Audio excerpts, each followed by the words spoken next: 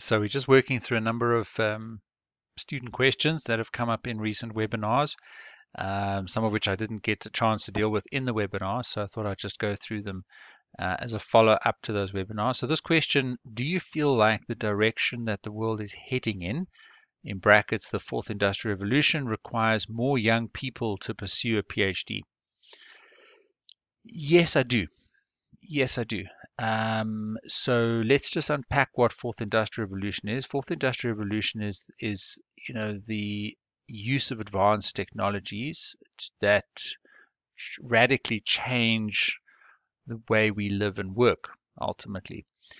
And the fast pace of change of technology has led to these creative cycles of destruction.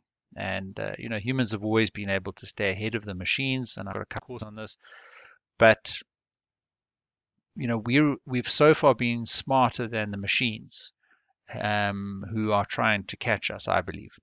And that singularity, or that point in when artificial intelligence will exceed natural intelligence. So we have natural intelligence in our brains. Artificial intelligence is what we're able to create outside of our brain. And so we haven't yet been able to create a brain which is general artificial intelligence. There is very good narrow artificial intelligence. So machines are very good at doing very specific things. And there was a great quote in the book by Gary Kasparov.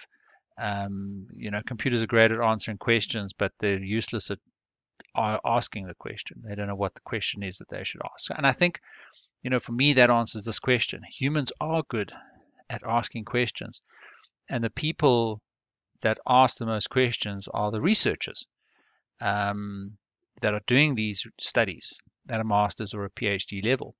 So I think a PhD gives you that credibility and structured approach to asking questions that will keep the human race ahead of artificial intelligence, which is our own creation, but which is threatening to catch up to us. And you can go and do my courses to find out a lot more about that. But yes, I definitely do believe that a PhD and academic research is definitely the right way for us to get to grips with all the changes that are happening as a result of the fourth industrial revolution. And, the contribution and the results of those research must go back into making sure, number one, that it goes in the right direction. So we need, people that have the best interests of humanity and the world at heart to guide the future of those technologies. But then, equally, as we understand what the use cases are, so the things that we do to create value from technology and from the fourth industrial revolution specifically, I believe people that can ask great questions and support those questions with research, etc., will be the ones to guide us in using that technology in the best possible way. So absolutely.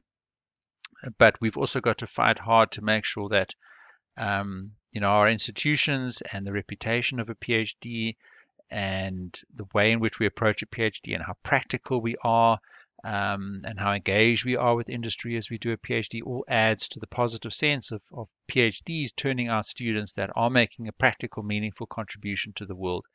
Otherwise, they're going to be bypassed. So each of us, the onus is on us to do it in a practical, meaningful way, when we study, so that people say, oh, you've got a PhD, wow, you're making a great contribution, and I can see a PhD is useful, and it makes a contribution back to the world.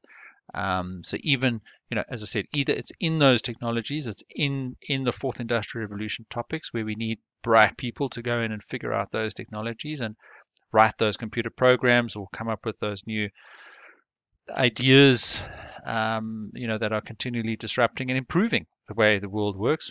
Or, it's the value that we create from those and the use cases and the ways in which we solve the world's problems using technology. And you'll find a lot of PhD students that their desire is to solve the world's great problems. And if we can combine and we do interdisciplinary research, that sort of combines the value that we want to create with the enablers or the capabilities that we need to build, with which we can solve those problems, then that's a very powerful, valuable combination. And I definitely do think that PhD students, master students, postgraduate level thinking and research has absolutely got to be at the center of everything that is happening around the fourth industrial revolution.